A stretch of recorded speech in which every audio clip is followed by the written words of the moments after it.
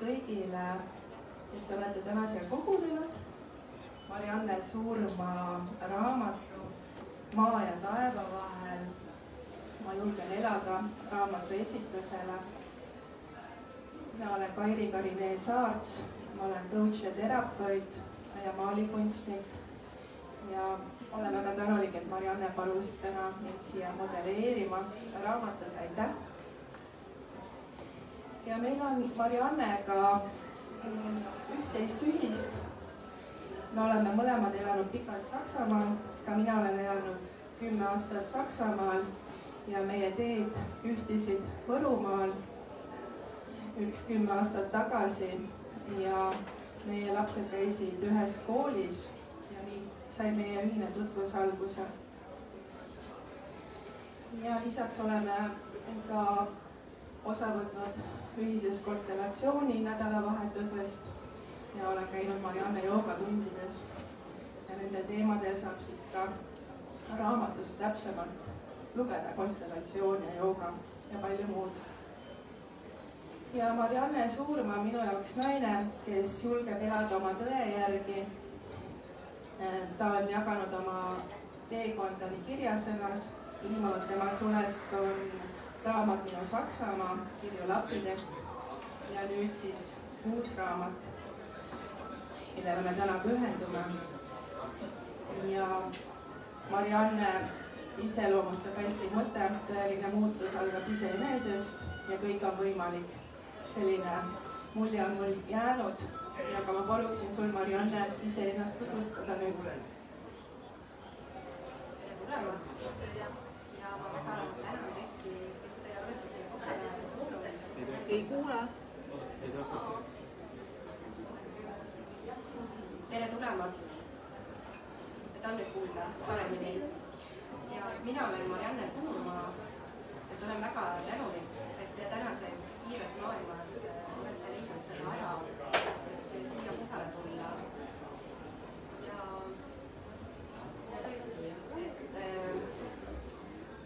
et olen elus võtnud erinevaid rolle kanda ja millega kõigega olen tegelenud, et kõige pikemalt olen ikkagi olnud joogaõpetaja, juhendaja, siis erinevaid koolitusi läbi viinud ja töötanud ka näiteks tugiisikuna, et see inimestega lähestikku kokkupuutumine ja kõik need sellised väga elulised teemad, et need on olnud mul alati siis südames kaasas. Ja miks me siis täna siin oleme, et on siis seotud minu nüüd juba teise raamatu ilmumisega, et see küll ilmus sügisel, aga siis täna oli siis selline tore võimalus Rahva Raamatu poolt pakutud meil siis siin kokku saada omavahel ja ka rääkida kõigest sellest taustast ja avada siis sügavamalt neid mõnesid teemasid. Et ma arvan, et lühidalt siis. Kui mina sain selle raamatu kätte, siis see oli päris trükisoe ja see oli novembrikuu. Ma olin sattunud Võrumaale ja läksin Marianne esimesele esitlusele. Ja ma pean ütlema, et kui ma alguses panin ta öökapi kõrvale, eks ma vaatan sinna sisse, siis vahetevahel ja rahulikult loen, siis tegelikult mina suhteliselt ühe hingetõmbega ta läbi lugesin, et läks mõnegi öö arvelt nii-öelda siia põnevasse maailma sukeldumine. Ja millest siin raamatus siis juttu on tasakaalu leidmisest iseendas, paaris suhtes, kuidas on tagasi tulla kodumaale peale mitmeid aastaid Saksamaal olemist, kuidas siin sisse elada ja muidugi sellised põnevad teemad on ka sees nagu avatud suhe siis tantra, ürgnaise leidmine iseenda sees, selline eneseavastamise maailm ja terve see raamat on tegelikult täis väga intiimset lugu ja väga julget lugu. et ma siit nagu alustakski kohe siis sellise modereerimise ja coach imisega, et kuna oli see mõte teha nüüd uus raamat, kirjutada uus raamat, kuidas see välja nägi ja mis ajahetkel see oli? jah, et tõesti esimene raamat Minu Saksamaa, et kui siis sai see kaante vahele, et siis tegelikult juba elu tormiliselt arenes edasi ja ma tundsin juba siis, et noh, tegelikult palju jäi ka sellest esimesest raamatust välja. et lihtsalt öeldi, et kirjanduse poolt siis öeldi, et nüüd on meil maht täis, et aitab kah. ja siis elu liikus edasi,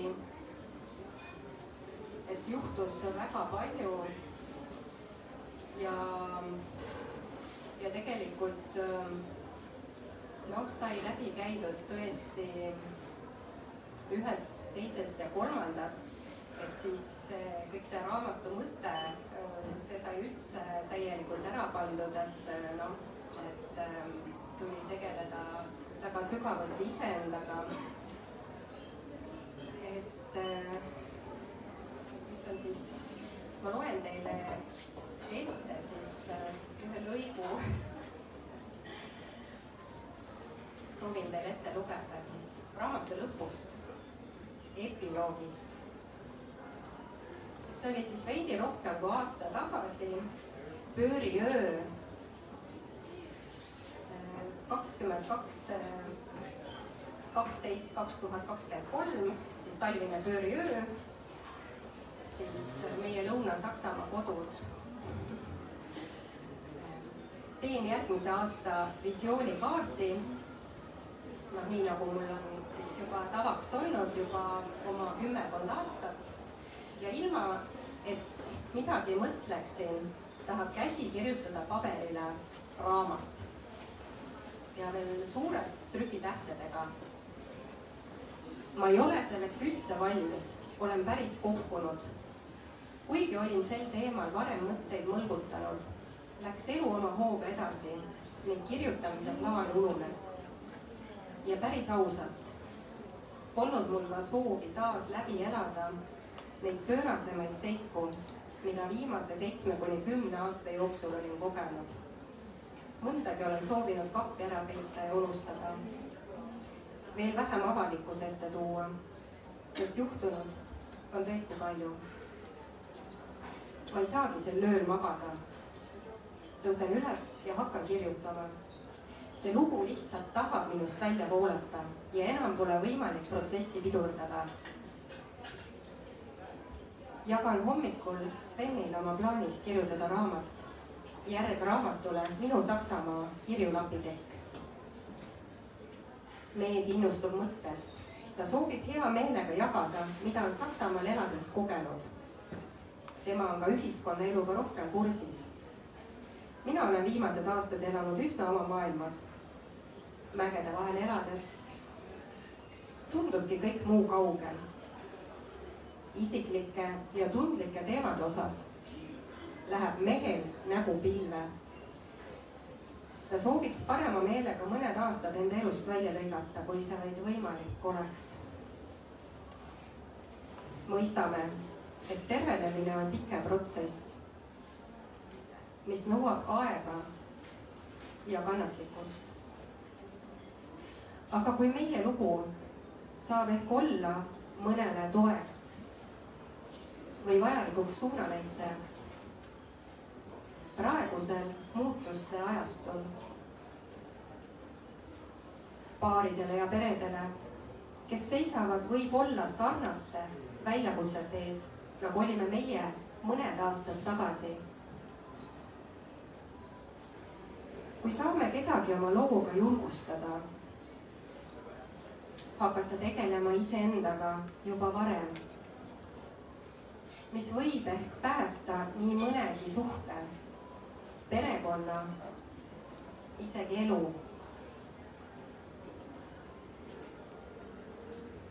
Aga võib-olla on see kirjutamine osa vajalikust eneseteraapiast. Kes teab?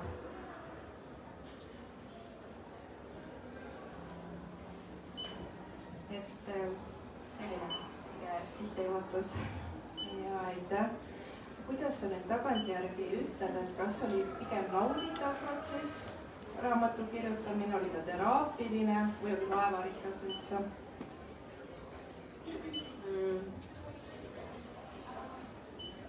Jah, et mõnes mõttes on see nagu väga huvitav vaadelda, et kuna me oleme siin maailmas kõik siin tulnud igaüks oma siis ülesannete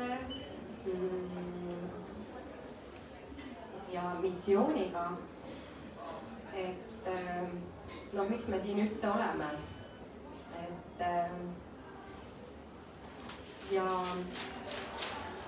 just see inimeseks olemise sügavamate kihtide ja tasandite uurimine, et see on alati olnud minu üks suurimaid huvisid ja kirgesid, et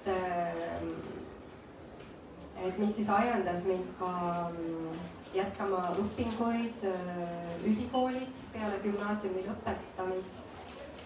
Et ma soovisin minna õppima kultuurantropoloogiat.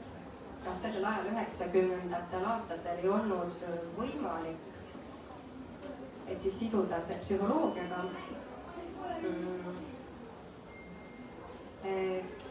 Siis jah, ma siis alustasin ühiskonna teadustest, sotsioloogiast ja jõudsin siis lõpuks teoloogia ja psühholoogiani, mille ma siis lõpuks lõpetasin, et religiooni uuringud, teoloogia ja psühholoogia, et mis andsid siis sellise jah, tugeva akadeemilise baasi, et lisaks joogaõpetaja koolitus, et joogaga ka tegelesin siis juba see aeg, et kõik see huvi enesearengu, vaimsete teemade suhtes ja just, et uurida ja õppida tundma siis seda inimeseks olemist ja seda maailma ümber läbi siis iseenda loomulikult. Ja nüüd siis võttes pika jutu lühidalt kokku, et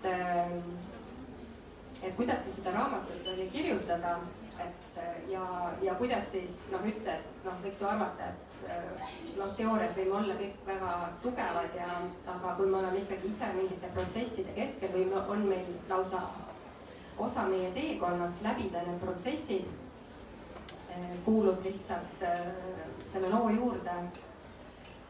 Et see kirjutamine oli tegelikult minu jaoks väga, ühest küljest väga kerge, sest ma tundsin, et ma ei saagi teisiti, et see lugu lihtsalt tõesti tahtis minust välja voolata, et ma ei saanud seda enam kappi ära panna. Ja teisest küljest loomulikult kirjutamise käigus, et kogu see tehniline protsess oligi täpselt 9 kuud kestis, mis on ka väga huvitav, et alustasin täpselt siis talvisel pööripäeval, pööriööl õigemini ja siis saatsin siis peale siis koostööd 2 väga armsa raamatutoimetajaga, kellele ma olen südamest väga tänulik, Siiri Metsamägi ja Saale Kareda, kes siis ka väga palju olid toeks selles protsessis ja kellega siis veel need viimased kuud siis veel korduvalt ja korduvalt saatsime siis kogu käsikirja edasi ja tagasi veel mitmeid kordi. Et sai veel tehtud viimased parandused ja noh, et olid tähtajad juba ka kokku lepitud, et siis trükikotta läkski siis raamat täpselt siis 9 kuu pärast, et kui ma alustasin. Ja ka sellel ajal siis oligi, et see oligi minu fookus, see kirjutamine, lubada sellel lool siis välja tulla minu seest, et noh, loomulikult selles sees veel, iseenda sees veel mingid protsessid sügavuti läbi käia, mis nüüd jah, ei olnud nii kerge ega nii selline sugugi mitte, ka kohati ikka päris karm oli, et ja veel ka paari suhtes, et loomulikult kõik need teemad veel uuesti ja uuesti omavahel läbi käia.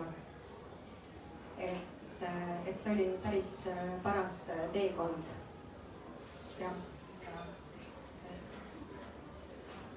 Ja kui nüüd tulla elu juurde Saksamaal ja elu juurde Eestis, siis sina peale mitut aastat sa otsustasid tagasi Eestisse kolida?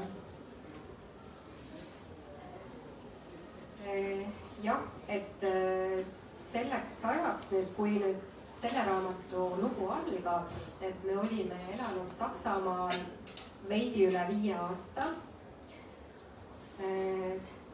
Lapsed käisid seal koolis, Hanna ja Roland ja olime jah jõudnud sellisesse kohta, et noh, kus tuli võtta vastu suuremad otsused, et kuidas edasi.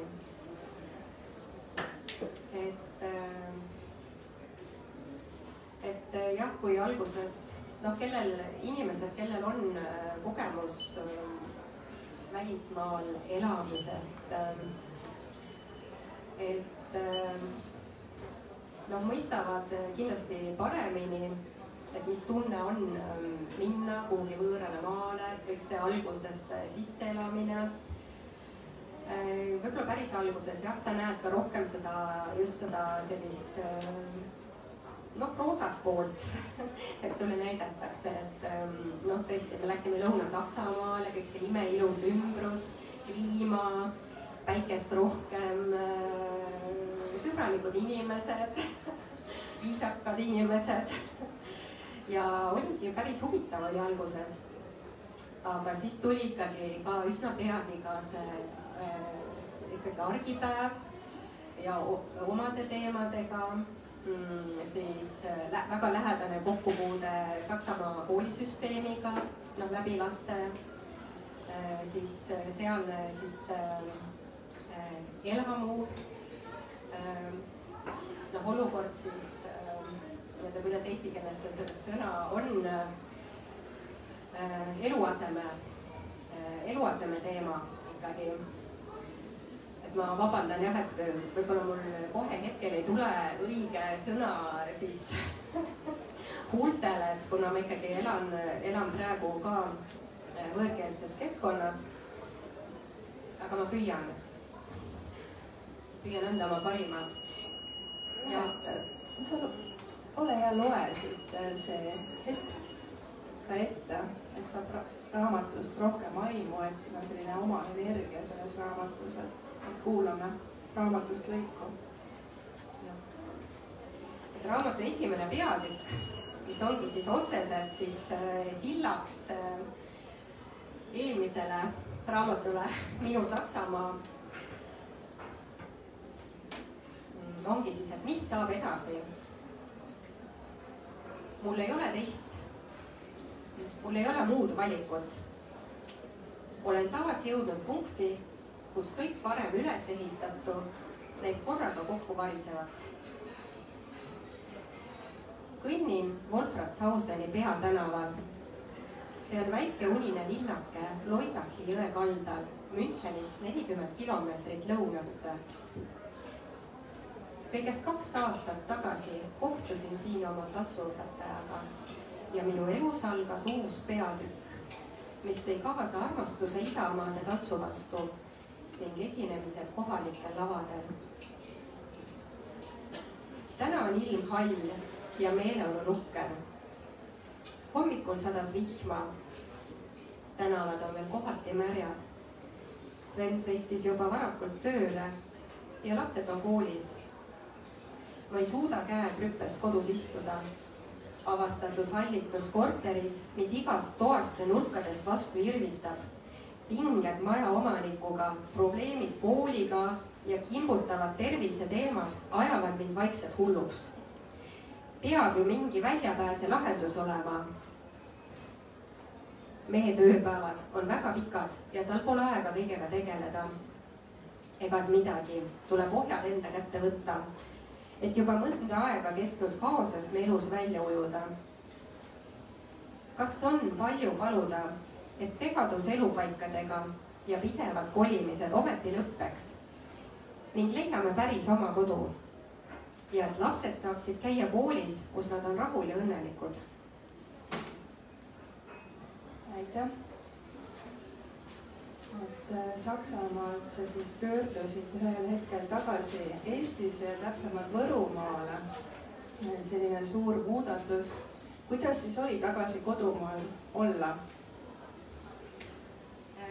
jah, sellel hetkel, et muidugi see otsus ei tulnud sugugi kergelt. Sest mu abikaasa Sven oli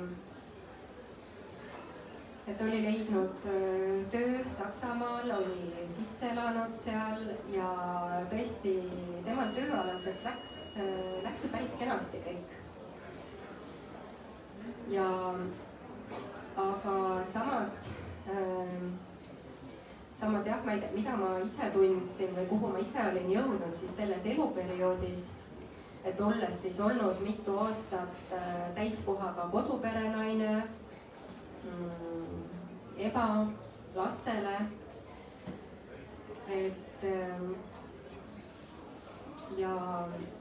ja just ka, mis läbi laste siis hakkas üha rohkem ilmutama, et noh, meie lapsed siis ikkagi jätkuvalt tuletasid meelde, avaldasid lausa survet, et nemad soovivad ikkagi kodumaale tagasi tulla, tagasi Eestisse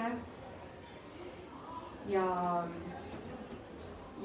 ka see kokkupuude või kogemus sealse koolisüsteemiga, noh, kui me räägime Baierimaast, et Saksamaa koosneb erinevatest liidumaadest, seal on ka võib olla väga erinev ka just haridussüsteem. ja noh, Baierimaal on siis veel Baierimaa, mis üldse väga hoiab kinni traditsioonidest.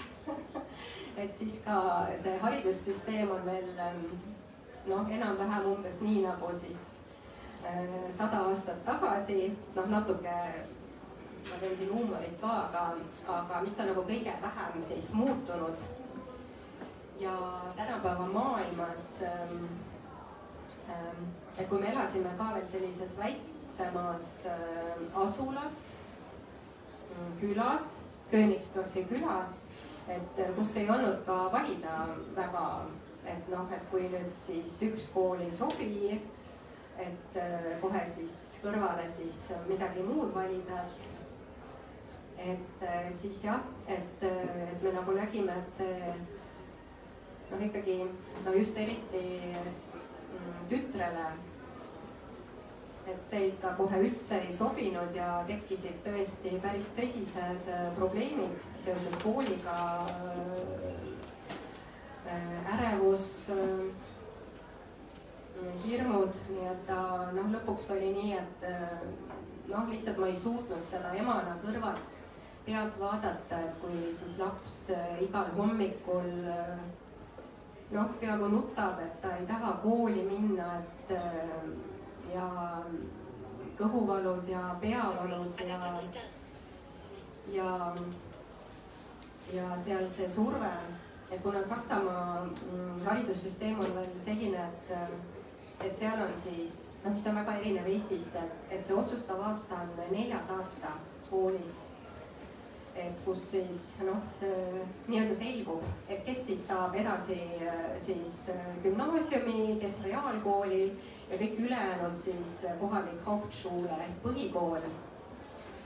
Et ja siis juhtus ka niimoodi, et Hannal oli selline väga noor, kogenematu õpetaja, alles siis tulnud siis koolipingist, kes oli ka ise väga suures ärevuses.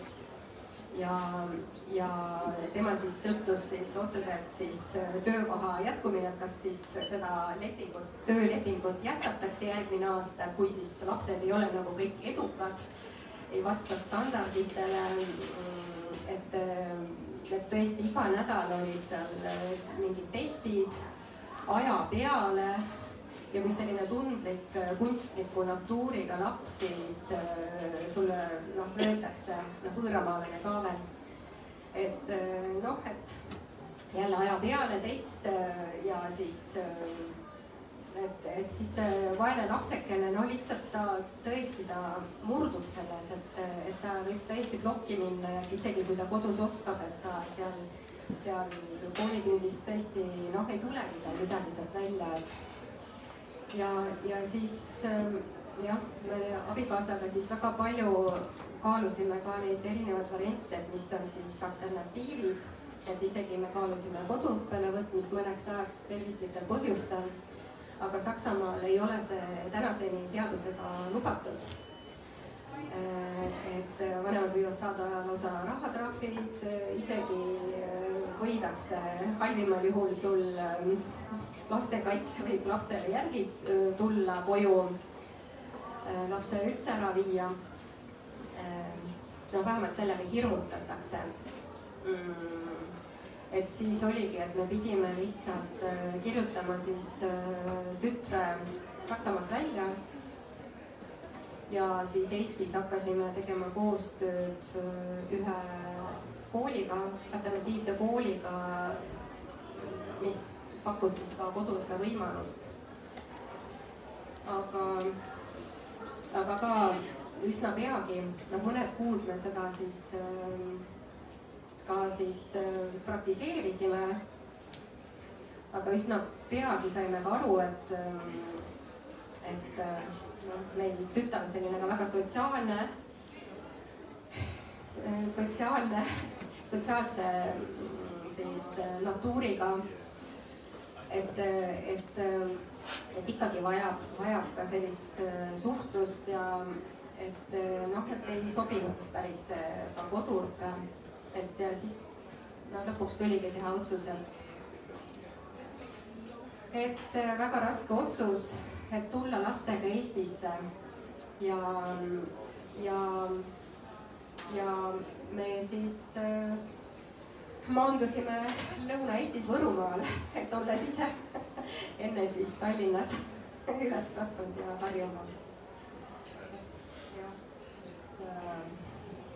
Raamatu ma lugesin läbi ja tean, et Võrumaal muutus elu väga kirjuks. Tuli palju selliseid väljakutseid, et vaatleks võib-olla paljude inimeste jaoks olulist teemat paarissuhet. Et kuidas sa leiad, et kas on võimalik olla geograafiliselt eraldatud 2000 kilomeetrit armastavas lähedases suhtes? Et ütlen isiklikust kogemusest, et siis mina, kes ma siis läksin lastega Võrumaale, et meil olid seal mõned head tuttavad ees, mida minul olid. Ja et kuna just soovisime abikaasaga pakkuda lastele võimalikult toetavat, turvalist keskkonda, et siis meie jaoks ei tulnud kõne alla tulla tagasi Tallinna või ka Harjumaale, vaid pigem jah, siis nägime selle maandumiskohana Võrumaad. Ja seal jah, ma kogesin ka seda, et esiteks tõesti elades Võrumaal, et see oli hämmastav nagu näha seda pilti, et kui levinud see tegelikult on see muster, kus siis mehed ongi töö pärast välismaal või siis kaugemal eemal, käivad Tallinnasse tööl. Et ja sain kogeda ka enda nahal, et see ei ole sugugi lihtne. Et üks asi on kuidagi oma peas plaane teha, et vaatad gloobuselt, eks ole, ka Eesti ja Saksamaa, ei ole ju nii hirmus pikk maa, tänapäeval on meil kõik, eks ju, internet, telefon, lennukid sõidavad, eks ole, lastel koolivaheajad, mis me kõik siis omavahel siis rääkisime eelnevalt, et kuidas me siis saame hoida seda suhet niimoodi distantsilt elades. Aga ma võin ka kohe öelda, et see reaalsus ikkagi, see on hoopis teine. Et see ei ole sugugi nii lihtne.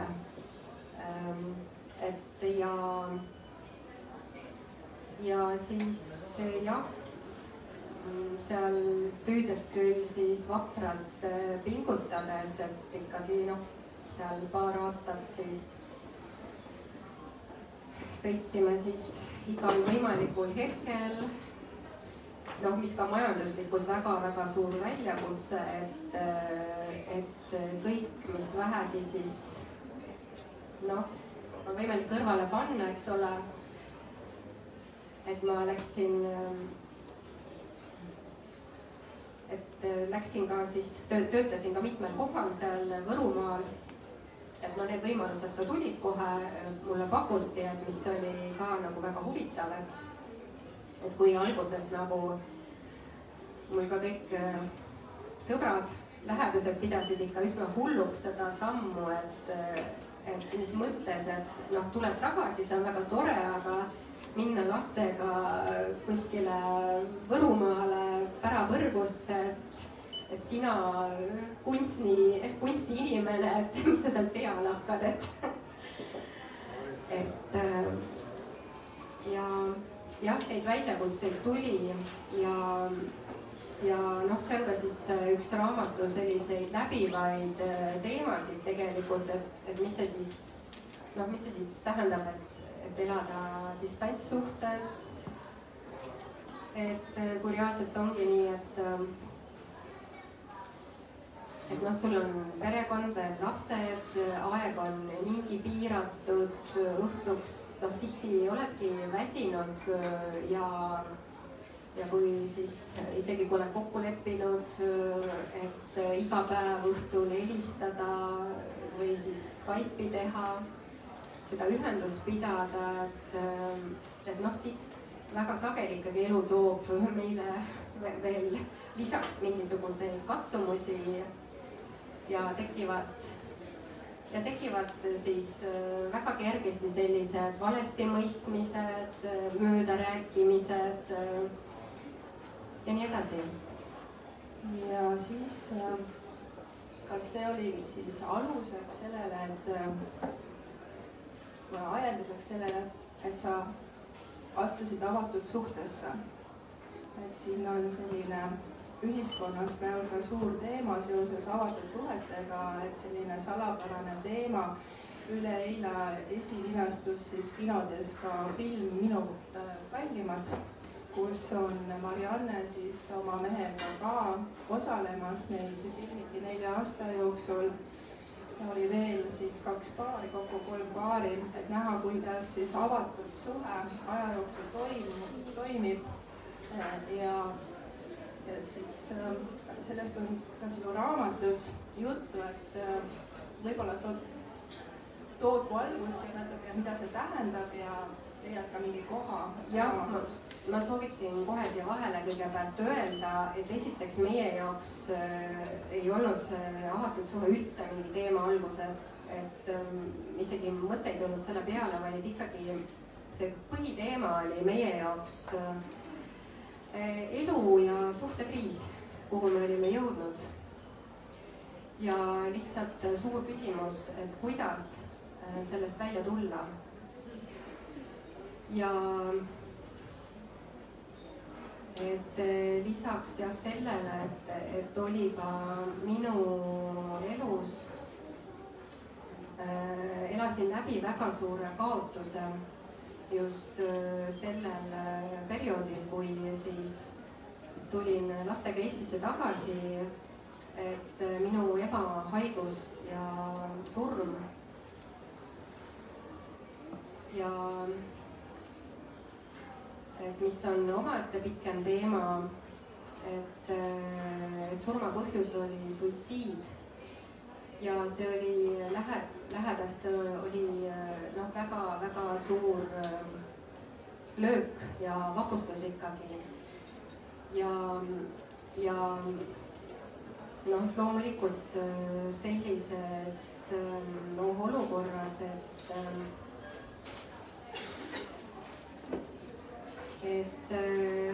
et siis ongi, et sa oledki selles kriisis. Ja kus siis päris pikalt, et ka see on siin tegelikult raamatus on ühe teemana sees, et ma tundsin, et see peab välja tulema, et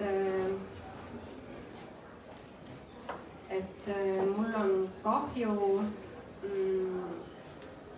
et siiski on jätkuvalt ka tänapäeval ikkagi päris palju selliseid tabuteemasid, et millest ei taheta rääkida. Samas ise inimestega töötades ma ju näen iga päev, et mis tegelikult toimub inimeste eludes. Et kõik püüavad olla sellised väga vaprad, tublid, hoida kuidagi sellist välist pilti, eks ole, hakkama saada oma eludega. Aga sellised nagu sügavamad keerulised teemad, nagu näiteks aastaid kestnud depressioon või unehäired, et jah, käiakse arsti juures vaikselt, võib-olla mõni käib ka teraapias, aga ikkagi ei julgeta rääkida, et ikkagi kardetakse väga seda märgistatust. Et meie põlvkond alles nagu julgeb rohkem rääkida ja avada, aga ikkagi neist siis varasemad põlvkonnad, et kus oligi, see fookus oli puhtalt ellujäämine, peale siis seda karmi sõjaaega. Et sul oligi kõige olulisem see, et sul on katus pea kohal, toit lastel laual ja et mis sa veel siis elus tahad, eks ole. Ja et kui sa lihtsalt ühesõnaga siis sa võisid väga nagu kergesti saada sellise lihtsalt vastava mingisuguse sildi külge, et sellise märgistatuse, et kes see siis juba umbes psühholoogi juurde minek ikkagi on nagu selline väga suur samm siiski jätkuvalt paljude jaoks. Et sa olid sellel ajal siis sügavas kriisis seoses enda ema kaotusega, mis on väga suur teema ja väga raske teema. Ja lisaks oli sinu abikaasaga kaugel, mis ühelt poolt mees proovis Saksamaal ellu jääda, sina teiselt poolt lastega Eestis.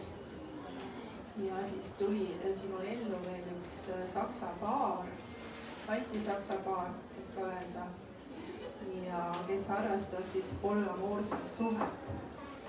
Et kas seal toimus sul tervenemine või mis sinuga seal toimus üldse suhetes?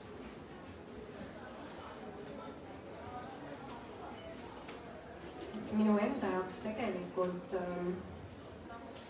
et kui ma püüan nüüd lühidalt nagu selle asja kokku võtta, et tegelikult jah, me elasime see aeg ühes kogukonnas, kus siis harrastati sellist, et mitte loomulikult kõik, aga seal ühesõnaga harrastati ka sealsamas selliseid alternatiivseid eluviise ja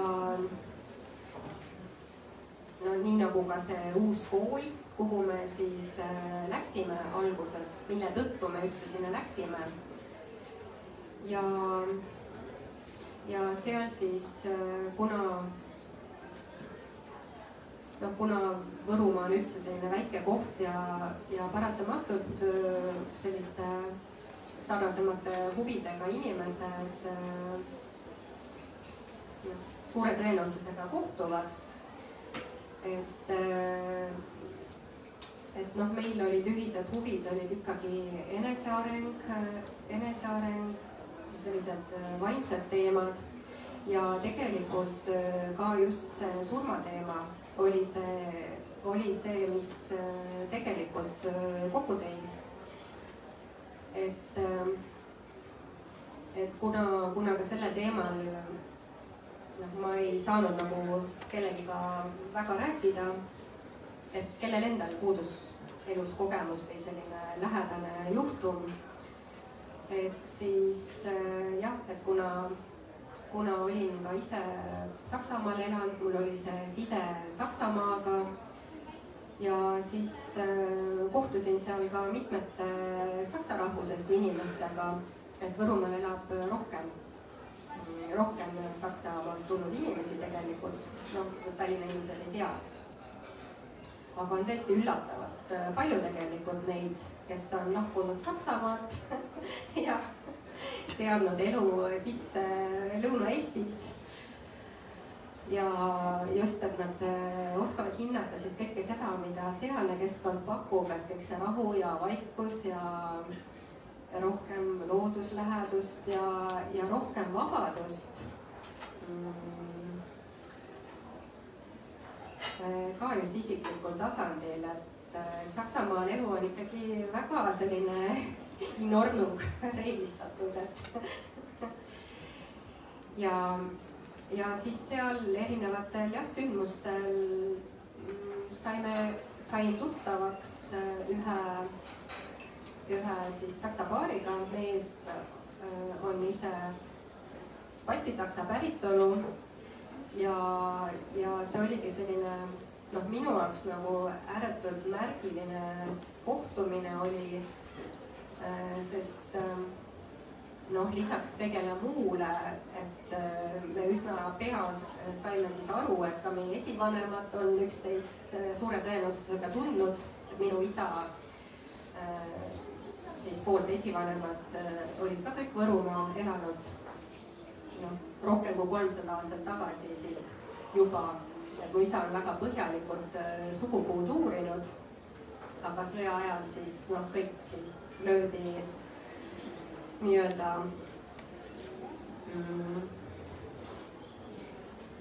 nagu sealt jah, et ikkagi need, kes siis Siberist pääsesid või üldse ellu jäid, väga paljud ei jäänud ellu, et mõlemad siis isa vanemad temmeldati kulakuks, kõik majad, maad, loomad, ettevõtted arestiti, kes jäid ellu, siis oli jah, minu isa ja isa ema siis läbi oma suurte katsumuste, et pidid siis uuesti elu alustama siis mujal Eestis, nad ei tohtinudki oma lapsepõlve sinna kodusse või kohtadesse tagasi minna, sest see oleks olnud kindel, eks ju, minek järgi sinna Siberisse või veel hullem. No vanaisa, kes oli ka sõjas käinud, et noh, siis oleks otseselt koha peal olnud.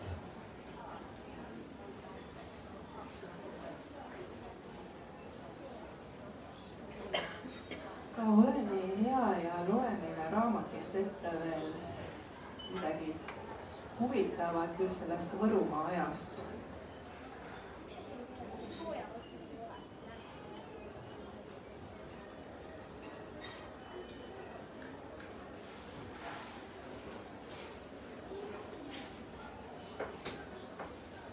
Ma loen teile ette ühe lõigu peatükist Maandumine paralleeluniversumis. See on siis see hetk, kus me siis sinna Võrumaale saabusime. Seisan nõutult tütar Hanna ja 2 kohvriga lumisel teepervel keset suurt Põhjamaa vaikust ja pimedust. Mida teha ja kuhu ööbima minna? Sõitlen ennast, täiesti segane. Pole peavarju ega ka kogutud sääste, niimoodi siia pärapõrgusse tulla.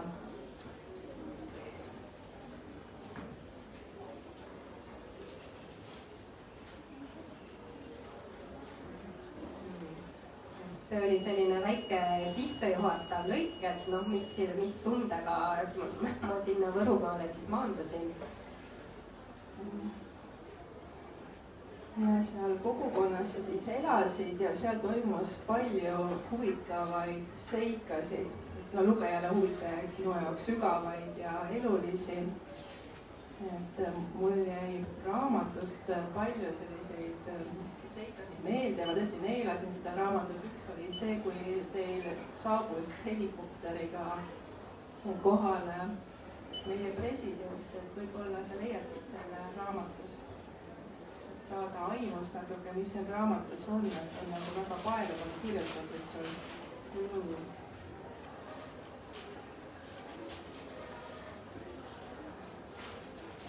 Et ma enne seda veel ütleks mõned laused natuke, et avades ikkagi rohkem seda tausta, et ma palun, võib-olla sa leiad mulle ise selle lõigu, et mul see lipik lendas vahepealt minema.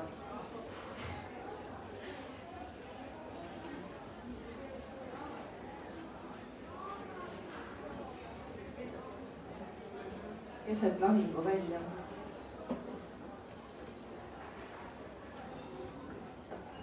Aga jah, Võrumaal elades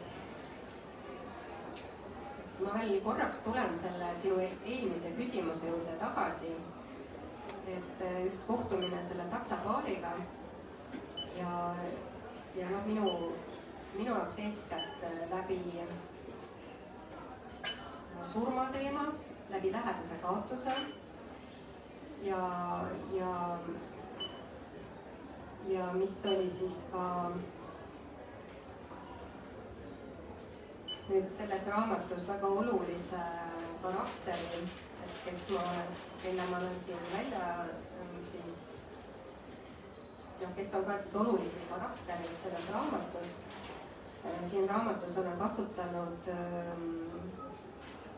mõned karakterid on siis mul siis, olen nimesid muutnud lihtsalt privaatsuse huvides või siis kasutanud vaid initsiaale. Ja siis on siin väga oluline karakter KM. Ja kes on ka filmis olemas, et no kuna seoses ka selle filmi esilinastusega, et siis ei ole enam saladus, et tema eesnimi on Kai Magnus, kes oli ka elanud läbi üsna hiljuti enne seda, kui me kohtusime, väga lähedase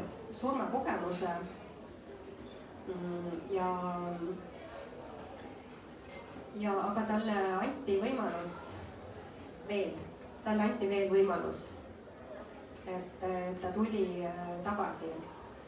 tagasi ja mis siis kardinaalsed, tõi kaasa kardinaalsed muutused tema elus ja ka just tegelemise vaimsete teemadega, enesearenguga.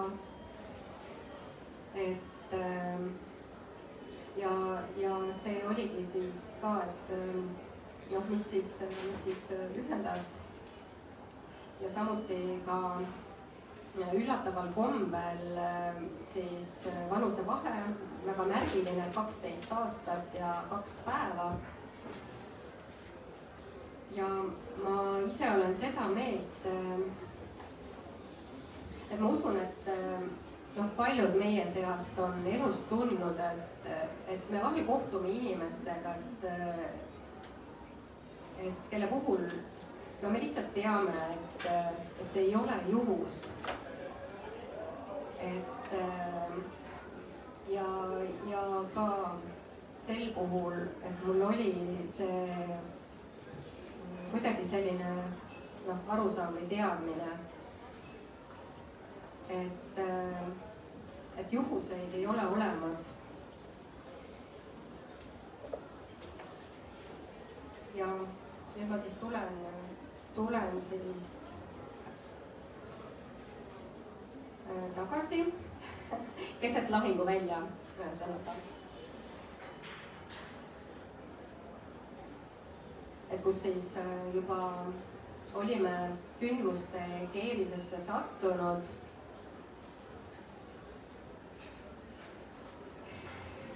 Ja lisaks kõigele sellele avastan, et keset suurt lahingumöllu mitmel rindel. Meie õuele on ilmunud roheliste nägudega mehikesed ja kuuseokste ning soomusvõrkudega kaetud sõjamasinad. Saame ühelt rohenäolt teada, et Kagu-Eestis on käimas sõjalised õppused Siil 2018, mille keskel oleme sattunud. Et lisaks siis enda elu tormidele siis oli meil ka siis see muu maailm peegeldas meile sellist täielikku lahingu välja, nii et kodust väljudes põõsastest passisid tõesti roheliste nägudega mehikesed, seisid mingid soomusmasinad, käis tohutu selline paugutamine. Et sellest on vähe. Ma loen selle teise lõiguga siis ette, kus siis, et kuna meie tütar Hanna siis avaldas ühel üllatuslikul momendil soovi ennast ristida kiriklikult. Ja me siis loomulikult vanematena siis toetasime otsust, et kui see on temal isiklik soov ja valik, et siis teeme tõesti nii, et käisimegi kirikus, Rõuge kirikus, kirikuõpetaja Maiduga kohtumas ja õpetaja Mait siis rääkis noore neiuga nendel teemadel ja oligi kokku lepitud siis tähtis päev, kui pidime sõitma siis sinna kirikusse. Aga just selle päeval oli sattunud kõige suuremate õppuste päev. Et meie teekond oli tõesti läbi tõelise lahinguvälja ja ka pärast sealt siis tagasi tulles, siis ühesõnaga, kui me siis püüdsime siis pärast siis sellises luua ikkagi sellist kuidagi mõnusat meeleolu, et siis istume väikeses ringis ja tähistame seda tähtsat sündmust, et siis see ümbritsev lahingukära oli lihtsalt nii suur, et ei tulnud rääkimisest midagi välja. Nii.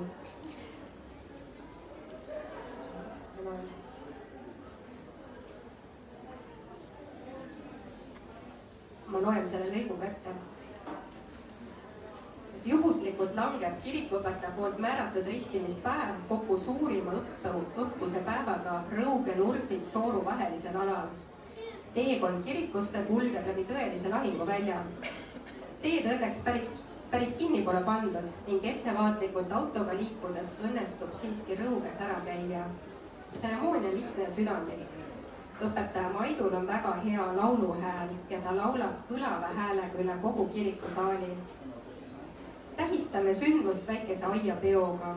Kohal on ka värsked ristivanemad, kelle tütar endale ise valis. Püüame ümbritsevast lahingukärast ja külakohal tiirutavatest helikopteritest mitte välja teha, kuid see ei õnnestu eriti. Lärm on nii suur, et lõpuks keegi kedagi ei kuulegi. Nagu sellest veel vähe oleks, maandub Taamale lehmalauda taha helikopter, millest astub välja Eesti Vabariigi president Kerstil Kaljulaid koos oma saatjaskonnaga. Külarahvas tormab tee äärde vaatama ja lapsed lehvitavad presidendi prouale. Näpistan ennast, et veenduda, on see nüüd unes või ilmsi. Ja ka siin raamatus on palju selliseid kohti, kus ma tõesti pidin ennast reaalselt näpistama, et kas see nüüd, mis mulle näidatakse, on see nüüd unes või ilmsi. Ma loen ette ka ühe teise lõigu.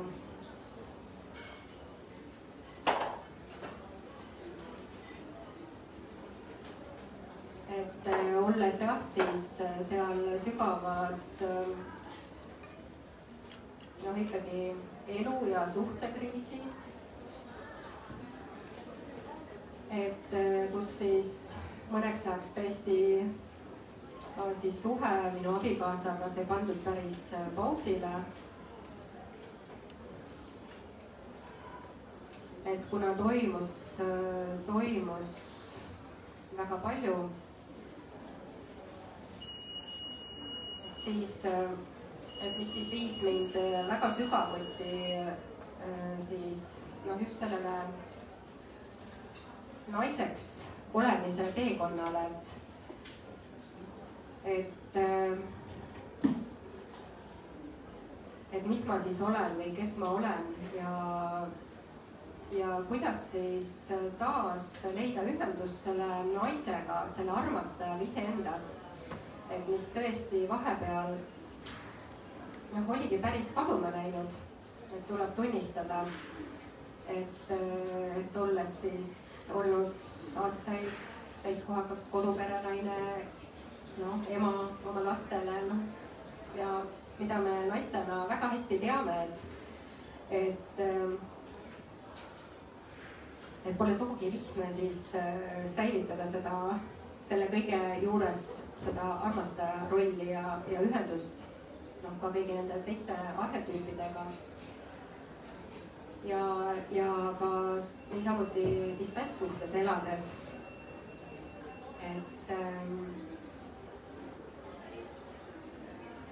Ja soovid sa vahepeal midagi lisada või ma loen? Palun loen.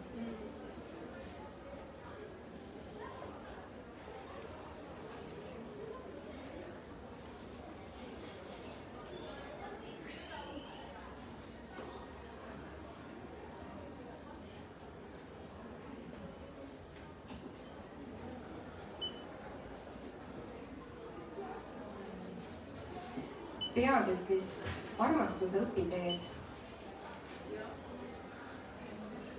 Ärkan hommikul higisena oma voodis üles. Veel unesegasena on raske aru saada, kas oli see nüüd unes või ilmsi. Meenutan äsja läbi elatut. Olen väljas. Inimesed vaatavad vaikides minu poole.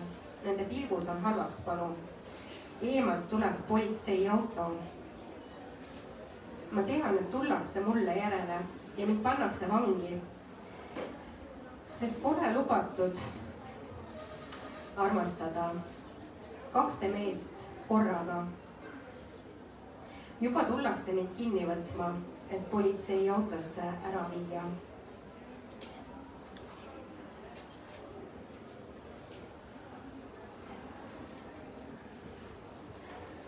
Nii, ja ma loeksin ka veel edasi. natuke siit. Kindlasti on paljud kogenud kirgastavat ja sõnu seletamatut tunnet, kui justkui mitmed olulised pusletükid on korraga kokku saanud. Seda nimetatakse ka ahaa-elamuseks. Hetkeks võime isegi arvata, et oleme küündinud valgustatuseni või vähemalt üsna lähedale. Vaimsed õpetajad hoiatavad, et just siin peituvad kõige suuremad lõksud ja komistuskivid. Tegelikult tähendab see üksnes järgmisel astmel astumist. Jooga sügavamad õpetused ja 8-astmeline tee alustavad alati rohujuure tasandilt. Nii kaua, kui oleme hädas oma egoga, oleme meete ja madalamate kirgedelt tõmmata ja tõugata. Pole mõtet kõrgemaid õpetusi anda. New Age'i uusvaimsusest läbi immutatud läänemaailmas enamik õpetusi seda lävendit ei ületa.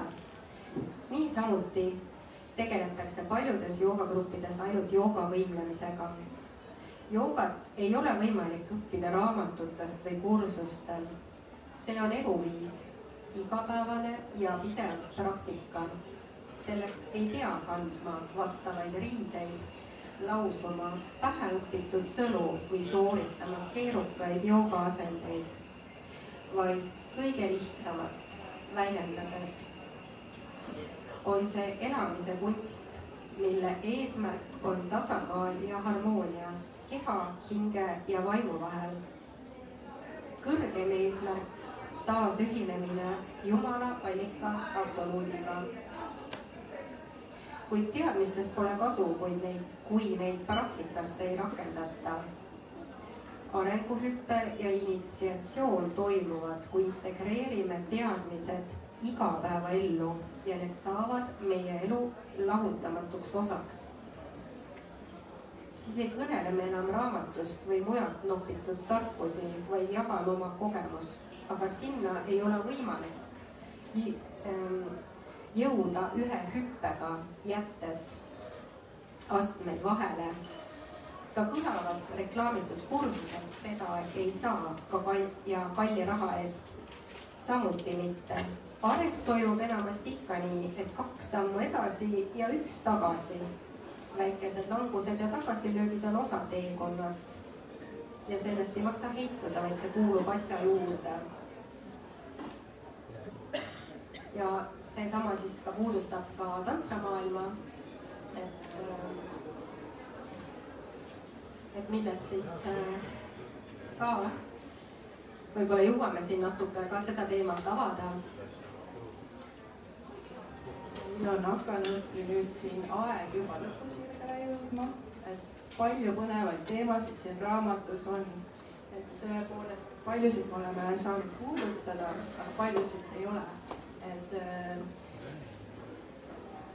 siit raamatust saab lugeda siis, kuidas leida ürgnaine iseenda seest, kuidas tervendada, just millised on olnud Marianne enda kogemused, kõik on tema enda baasil. Ja tantrast saab lugeda elust Võrumaal, mis igarest on haaravalt, kaasahaaravalt kirjutatud ja südamest tulnud. Et väga aus lugu on see. Vahepeal oli isegi selline tunne, et kas ma võin seda lugeda, et see on niivõrd isiklik lugu. Ja siin on hästi hea siis palve kõigile lugejatele väga lugupidavalt ka suhtuda sellesse raamatusse, et see on aus lugu ja kirjutada Marianne poolt sellepärast, et aidata ka kaasa teiste inimeste elus selgusele ja kes seda vajavad suuremale arusaamisele iseendast elust, et ise jalgratast nii-öelda leiutama, et saab ka Marianne kogemustest õppida. Sa oled teinud mingi loo, mida sa tahad lugeda ette? Jah, et kõige selle lõpetuseks ma soovin otsad kokku võtta.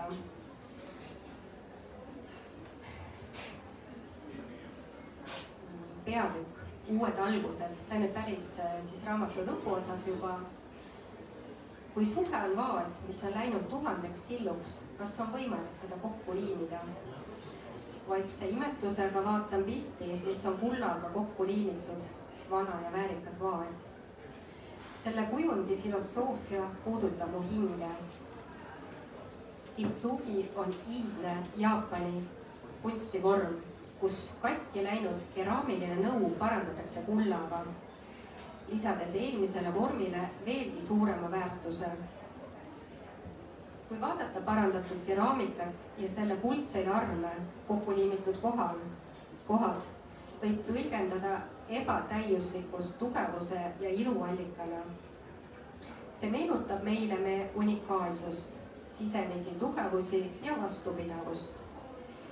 Kintsugi on tunnistus, et mõned asjad võivad olla veelgi kaunimad, kui on katki läinud ja sellest uus vorm loodud. Elus, armastuses ja suhtes on sageli nii, et katsumused teevad meid tugevamaks ja võimaldavad meil end taas üles ehitada, samuti inimesena kasvada.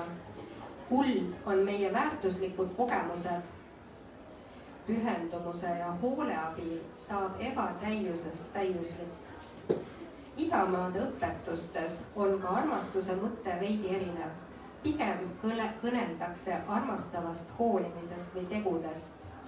Mitte sõnad, vaid teod on määravad. Ja lõpuks siis jah, ma olen sügavalt tänulik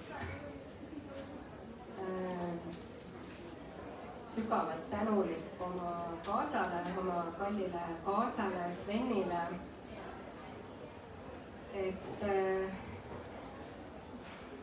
et on olnud tõesti selline väga raputav teekond ja kus tõesti nagu reaalselt tundsid, et sa oledki sellise suure elu karusselli peal ja veel sealt siis sooritad benžihüppeid või isegi lükatakse neid sooritama.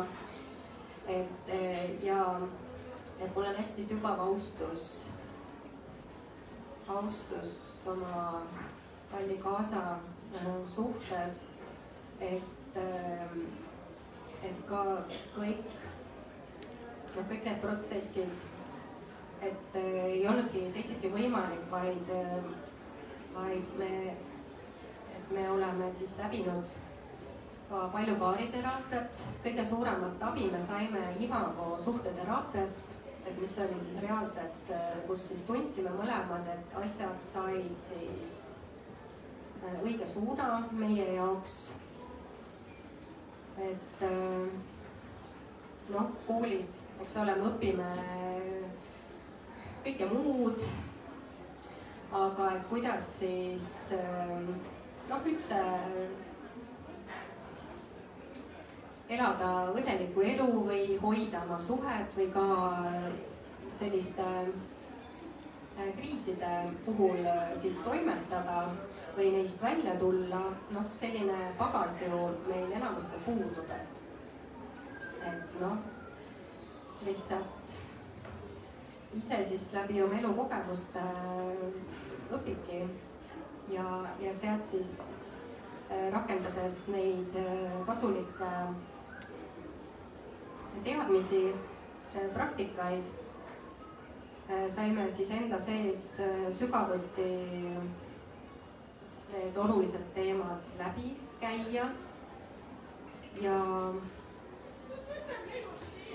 ja tänaseks võin öelda suure tänutõndega, et oleme jõudnud väga imelisse kohta ja võin käsi tõesti südamele panna, et isegi kui ma tunnistan, et see teekond oli, tõesti, see oli paras hull teekond ja ma ei anna mitte mingeid soovitusi kellelegi, et ma olen ise lihtsalt järginud enda siis südame kutset ja julgustan, toetan ka kõiki inimesi järgima oma südame teekonda, aga samas sa pead ka aru saama,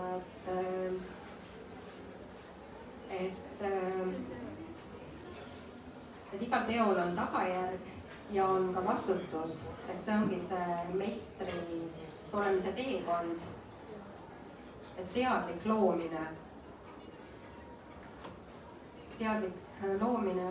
no me loome kogu aeg, me oleme kõik võimsad loojad, aga kas siis enamasti tehakse mitteteadlikult ja siis ei olda rahul. Väga lihtne on näidata näpuga teisele või kolmandale, kes on kõiges süüdi, aga tegelikult kasulik on pöörata pilk iseenda suunas, et iga suhe algab iseendast. Ja läbi siis sellise pika vahel, läbi pika enesetervendamise teekonna, alles siis me saame hakata üles ehitama ka tervet suhet või siis olema valmis seda oma ellu laskma, lubama. Et see on selline teekond. Ja täna ma võin öelda, et tõesti, et me oleme jõudnud hoopis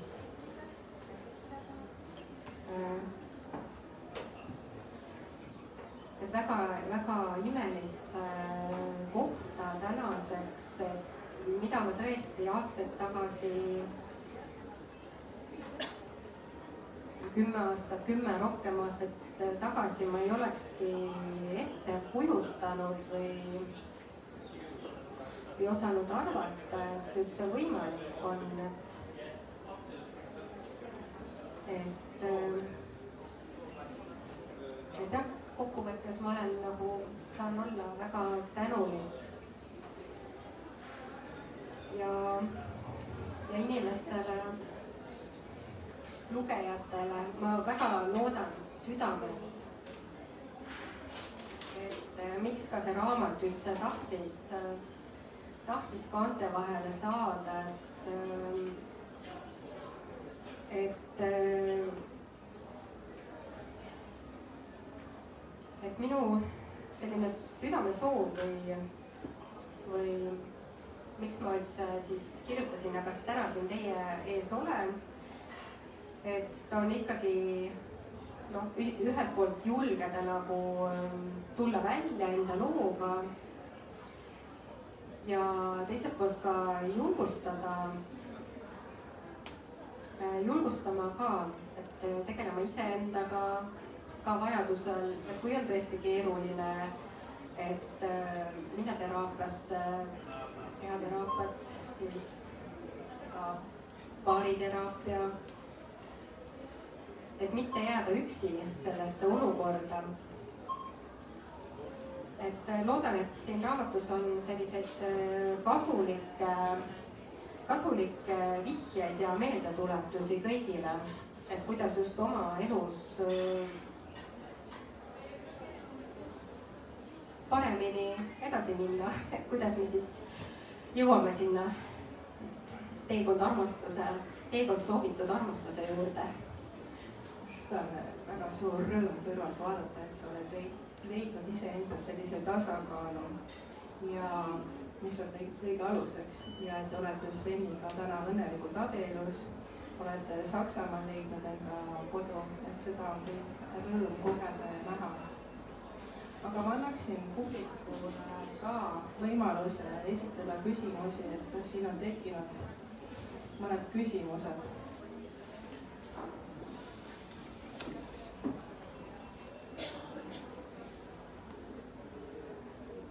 Enne siin sa hakkasid tantrast rääkima, katkestasin sind, et kui siit publikust praegult ei ole tulemas küsimusi, et tantra on, ma usun, väga paljude jaoks selline nagu imeloom või saladuse kate on seal ümber ja samuti minu jaoks on see selline salapärane maailm, et seda vihatakse, seda armastatakse, et sina oled sellel teekonnal olnud, et kui sa nüüd võtaksid seda kokku või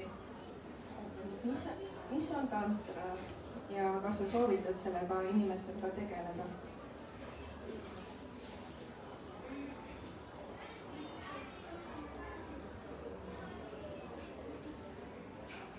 põhimõtteliselt nii nagu ka jooga, siis ka tantra sügavamad õpetused, et kõik on omavahel väga seotud. ja jooga ise, jooga sõna tuleneb sanskriti-keelsest sõnast juug, mis tähendab ühendus või side kõrgema mina, allika, absoluudi jumalaga, et niisamuti ka tantra siis iidsed õpetused, vanad tekstid, et need on kõik omavahel seotud. Teine asi on see, et kui mingisugused sellised vanad ja väärikad asjad siis tuuakse siis siia tänapäeva maailma ja selles suhtes jah, et tuleb nagu endale mõista anda, et millest me räägime, et pigem siis neotantra ja kuidas siis nagu siis inimesed siis sellest asjast on aru saanud või seda mõistavad. Et kõik ju ihaldavad seda ilusat mahlast kirssi selle tordi peal, et kui kujutame ette, et tantra ongi nagu see suur selline tort, eks ole, ja siis peal selline ilus mahlakas täisküps kirss, kõik tahaksid seda kirssi sealt kohe niimoodi noppima minna, et need on need ülimad sellised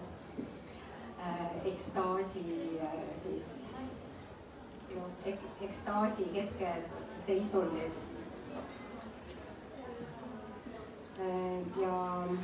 Aga sageli unustatakse, et tegelikult et kõik see ülejäänud, see tort või kook ja nagu ka joogas on enne seda on 8-astmeline tee, milles on ka siis väga sügav selline ikkagi õpetus, eetilised tõekspidamised, praktikad, harjutused, sisemise distsipliini arendamine läbi aastate, läbi elude. Enne kui üldse inimesele antakse mingeid kõrgemaid õpetusi või mis siis tegelevad selliste juba energiamaailma teemadega ja selliste, kus siis tõesti muutused saavad väga kiiresti toimuda, kui me tantra tegelebki väga palju just energiatega, kehaenergiatega, et mis ühest küljest on toonud, ma näen, et siin ühiskonnas palju vabanemist just nendest piirangutest, mida siis meie see ütleme kristlik maailm, tagataust on siis toonud, et kõik need tabud ja väga sellised jäigad ikkagi uskumuste süsteemid, mustrid, et mis siiamaani tegelikult inimesi, meid väga palju mõjutavad. Isegi kui me võib-olla ise ei arva, aga ikkagi alateadvuse tasandil. Ja siis ühest küljest jah, see neotantra eesotsas Osho ja teiste õpetajatega on tulnud siis lammutama seda päris võimsalt, aga teisest küljest on ka väga-väga suur oht panna täiesti puusse. Ja oi, seda ma olen näinud väga palju, ja selle taga veel siis ärimaailma huvid. Et ma ütlen ka seda, et mina Eestis ma ei ole osalenud mitte ühelgi tantra sündmusel, festivalil, ma ei ole osalenud. Aga minu teekond on olnud jah, selline isiklik teekond läbi siis isikliku õpetaja, kelleks oli minu jaoks siin selles raamatus KM. Ja kes on ka siis filmis ennast siis näitab. Et kuigi jah, film on veel eraldi teema, sest tema astus filmist päris vara välja. Ja tegelikult ta on ka oma teekonnal jõudnud juba hoopis teise kohta, mis filmis jäi õhku rippuma.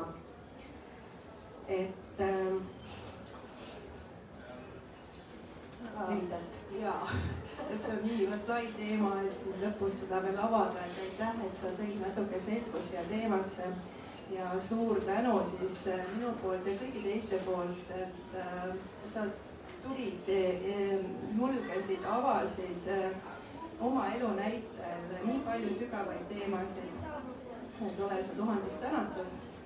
Ja mina omalt poolt soovin sulle hästi palju edu ja kõike ilusat su ellu, et sa ikkagi oleksid koos ja armastuses ja selline armas inimene, nagu sa oled, et kõike head sinu eluteele ja siis lõpusõnad anname sulle.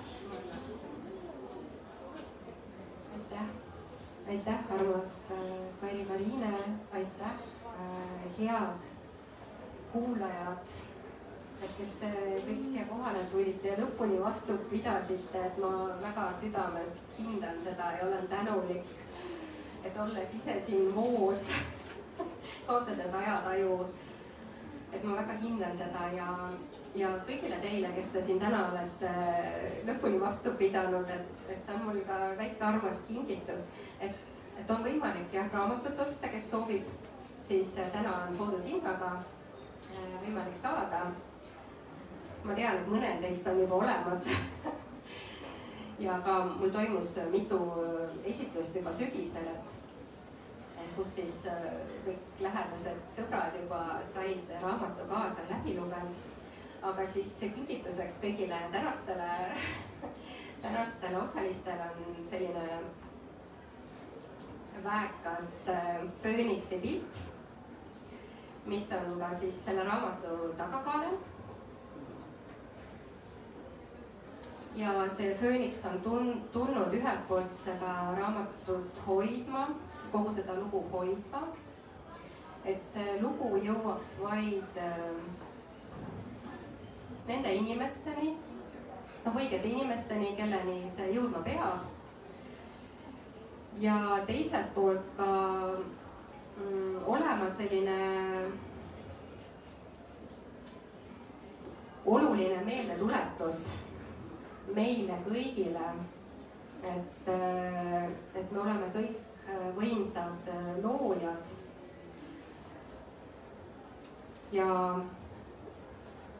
ja ka mis iganes eluperioodis või ka läbides kriise, nii või teisiti, neid tuleb ikka elus ette, et just see sümbol, et fööniks, kes tõuseb tuhast, et kõik on võimalik, et kõik on võimalik. Ja nii nagu ka lootus, ka kaunis selline kujund, et kuidas see lootuse õienupp tuleb sealt sügavalt, et ta peab sealt sügavalt mudast välja tulema, et ta saaks nagu tõeliselt avaneda, et nii on ka mõnes mõttes meie inimestega, et soovin meile kõigile julgust käia oma teed, kuulata oma südant ja imelisi avardumisi. Ma väga tänan teid. Ja, suured tänud.